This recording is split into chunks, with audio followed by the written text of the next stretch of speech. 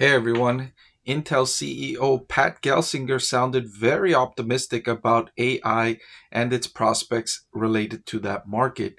You're going to be surprised to hear what Intel CEO had to say. So let me dig into these details and let me share with you what Intel CEO said. That's going to surprise you. I want to thank the Motley Fool for sponsoring this video. Visit fool.com/Parkev for the 10 best stocks to buy now.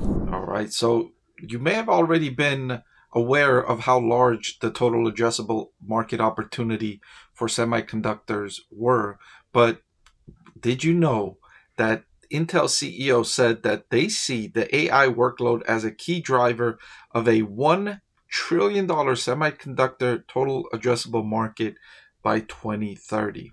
By 2030, a $1 trillion market opportunity that Intel sees itself in a great position to capitalize on. So it's no surprise that investors are becoming more interested in Intel stock again after years of putting Intel stock in the penalty box for what they saw as some strategic miscalculations. So let's dig a little further. Let's see what more Intel CEO had to say. So Intel saying that their accelerated pipeline for 2024 grew by double digits sequentially in the fourth quarter and is now well above $2 billion and growing.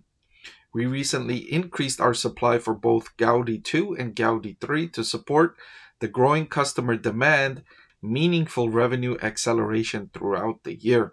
So Intel telling investors, look, we see this massive market opportunity ahead. And oh, by the way, we're seeing our own specific demand increase and accelerating, and we expect it to increase throughout the year in 2024, meaning we expect it to get better and better and better and better throughout the year. So certainly talking optimistically is Intel's CEO telling investors of the amazing prospects ahead for this semiconductor company. The 2023 consumption for total addressable market was roughly 270 million units, personal computers this is, consistent with their forecast going into the year. Now, Intel expects the personal computer market to be up low single digits in 2024, which is in line with some other third-party estimates. Low single digits, when company management is talking about low single digits, you're typically looking at 1%, 2%, or 3% growth, right? When they say mid-single digits, they mean 4%, 5%, or 6% growth. High single digits means 7%, 8%, or 9% growth. So if you're ever curious about what a company means by low single digit growth, that's typically what they mean. 1 to 2 to 3 is low, 4, 5, 6 is mid, 7, 8, 9 is high single digit when company management is discussing this.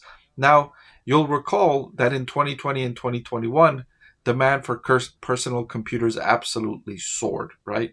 People working from home, learning from home, entertaining from home, doing everything from home needed more computers, right? If you had several people living in your home, you couldn't just have one computer for everyone, right? Almost everyone in the family needed a computer. So there was a lot of purchases then. Now, Intel expects that upgrade cycle to fuel an increase in sales in 2024. And that increase, I think, is going to be larger in 2025 because you're going to start to see the replacement cycle accelerate. Those people that have bought computers in 2020 and 2021, in 2024, they're only 3 or 4 years old, right? If you're thinking about a computer, it's a long-lasting good. 3 or 4 years old, that computer is not obsolete unless you're in a line of work that requires you to have the latest technology and need the best and fastest and most innovative computers. Then you probably can go with that same computer for 6, maybe 7 years, right? Especially if you're just using it for browsing and, bill payments and, minor tasks like that. You're not going to need the latest and greatest. But if you are making YouTube videos and you need that faster processing speed and you need that graphic processing unit to process those videos faster, then you're going to need that latest computer. So it just depends. That's why Intel says it's a 4 to 6 year window between the replacement. 2024, it's beginning. 2025, it will accelerate. 2026 will be at its height, in my opinion, in terms of that replacement cycle. And if you look at forecasts for Intel, it matches that expectation. Let me share that with you.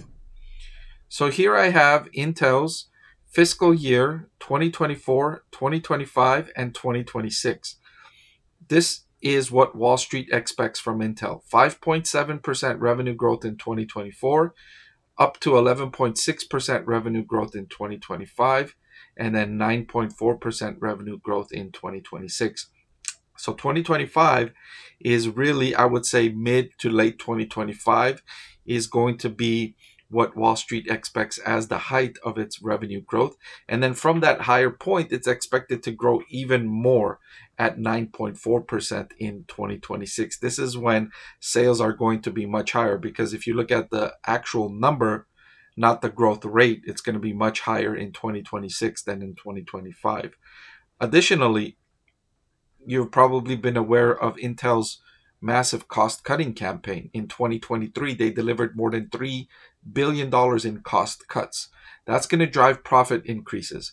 For 2024, Wall Street expects 29% increase in earnings per share from Intel, which is going to jump to 65.8% in 2025, and then another 31.4% increase in earnings per share for 2026.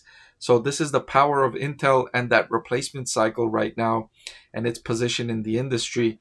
It's got excellent prospects going forward for the next 3 years, and you can understand the optimistic tone from Intel's CEO in these statements. Going on, the CEO says, we expect to unlock further cost savings and efficiencies in 2024 and beyond. On top of that $3 billion that they already saved in costs in 2023, they expect to drive more cost cuttings. That's going to be beneficial, and that is leading to those robust earnings forecasts from Wall Street on Intel. Here's perhaps the most ambitious statement. Intel CEO saying that we will attempt to drive our long-term model, 60% gross profit margin and 40% operating profit margins. Those would be robust profit margins, to be sure.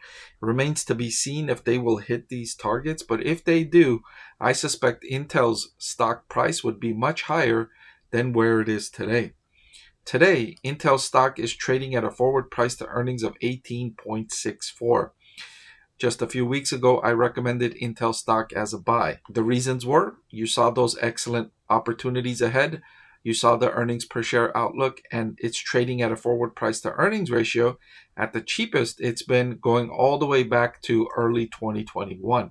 And its prospects over the next 3 years look much better than they did in 2021. So for all those reasons, I rated Intel stock as a buy. I still rate Intel stock as a buy, and I understand why the CEO is so optimistic looking ahead and looking at the demand their business is experiencing with a replacement cycle fueled by increasing demand from enterprises looking to implement artificial intelligence. It's looking very good for Intel, and I can believe why Intel CEO is so optimistic, but can you believe it? Before I let you go, let me tell you about the greatest deal on YouTube. With just a click of a button, you can get free financial analysis from a professor with decades of investing experience. So what are you waiting for? Hit that subscribe button, and I'll see you again soon.